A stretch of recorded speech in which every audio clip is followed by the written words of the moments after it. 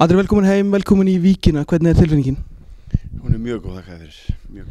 Það þarf að gefa okkur smá ferðasögu, hvernig þessi síðustu dagar hafa verið?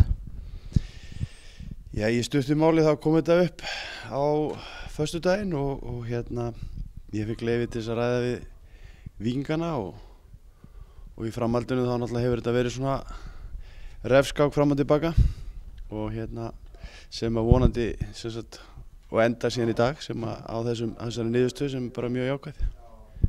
Maður frétti af því að þú sagði sjálfur að þú vildir taka við liðinu, þú hefðir áhuga, hvað útskýrðu það aðeins nánar?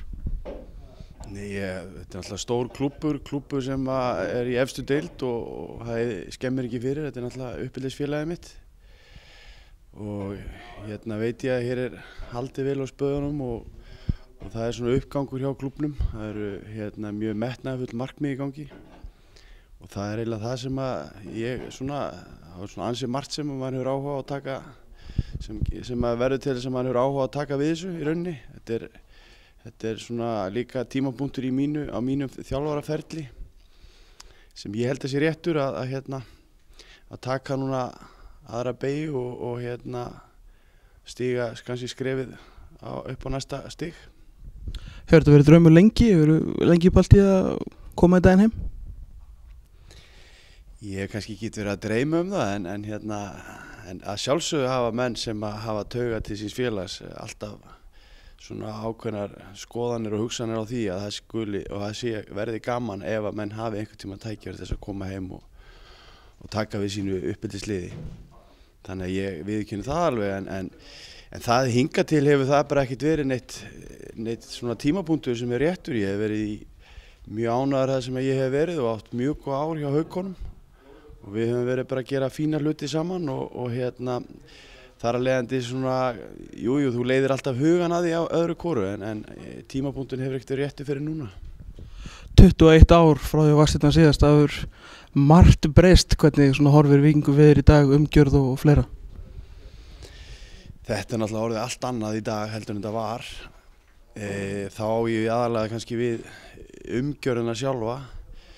Það er eins og ég sagði áðan, það er komið svona kraftur og metnaður inn í félagið sem að með svona yngri kynslóðum sem hafa verið að taka við og það hafi verið svona fleiri hendur komið að verkum. Maður hefur fundið fyrir því. Í Denna þá voru þetta nokkrir jaxlar sem komu saman og reynda að stýra þessu samhliða því að stýra kannski stórum fyrirtækjum. Þannig að þú getur rétt ímyndað að það er svona kannski léttara verk að vinna með fleiri hendur eins og er núna í dag. Nú síðan náttúrulega er komin náttúrulega frábær aðstaða. Við náttúrulega vorum að spila á Laugardalsvelli í Den og æfa á Hæðagarðinu sem að hallaði held ég 15 gráður. Þannig að ég myndi segja að það væri margt sem að er breytt og til hins batnaðar.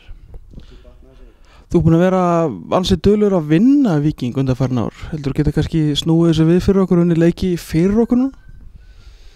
Já, nú vonandi. Það er kannski markmiðið með þessu öllu saman að ná í einhver stig. Þú verður spurður að oft og það er alveg ástæðulaust til að sleppa þig hér. Það sagði maður, nei og undaður, Ásmundur Árnason, hefurðu truflað þetta á þig eitthvað? Hver? Ásmundur Árnason. Ég er að stríða þér. Jú, Ási kom til greina á undan mér í starfið og það er náttúrulega bara ákvörðun Víkings í því og ég er náttúrulega bara að verða virða hana en að sjálfsögðu er ég keppnismaður eða sem keppnismaður þá var ég ekkert sáttur en svona er bara lífið og Ási ákvað að halda áfram í gráaunum og það var mér til happs því að þá opnaðist þessi möguleiki fyrir mig og ég ákvað að taka hann. Fara ágætið þessi hópi í hendurnar allavega á pappírnum, hvernig horfir þessi hópur við þér og leikmennir?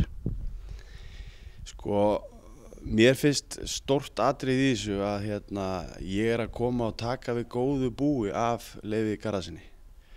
Leifur er búinn að vera að vinna mjög gott starf og sem þýðir það að það er búið að vera að búa til metnaðarfullan hóp. Það finnst mér vera svolítið svona stórt atriði í þessu. Ég er ekki farið að taka við einhverju rústum. Hér var unnið gott starf og hefur verið gert, þannig að ég er náttúrulega mjög spenntur. Mér finnst það svona vera kannski stærsti kosturinn við þetta allt saman, að það búið að vinna ansi mikla vinnu og ég að koma að henni og halda áfram rauninu með hana og vonandi svona klára hana, þannig að ég mjög spenntur yfir verkefnum sem við framöndan.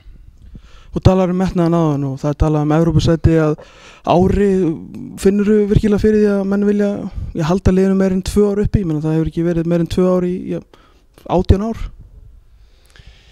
Já, við skulum orða þessu svo að ég ekki ráðinn til þess að halda liðinu uppi í 2 ár. Ok, orðið vera þannig. Ertu búinn að hitta hópinn, hitta ykkur leikmenn? Nei, þetta hefur alveg farið fyrir neðan radarinn þessar viðræður.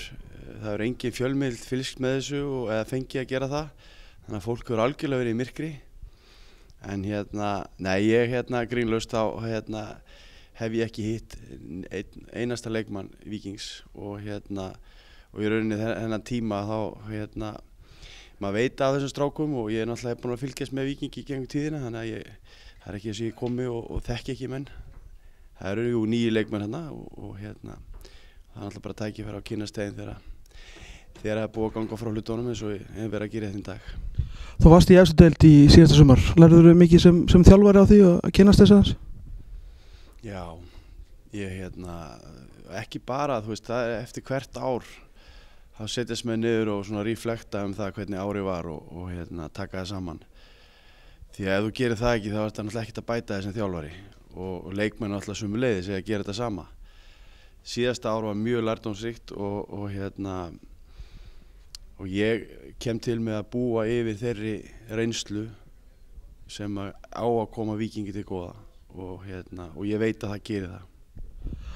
Hvað ætlarðu að segja við strákana í kvöld eru hittið þá?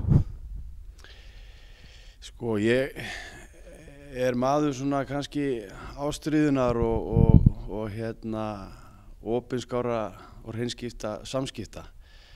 Þannig að ég hef ekkert ákveðið hvað ég kem til með að segja í kvöld en eina sem ég get sagt er að það kemur bara frá hjartanu.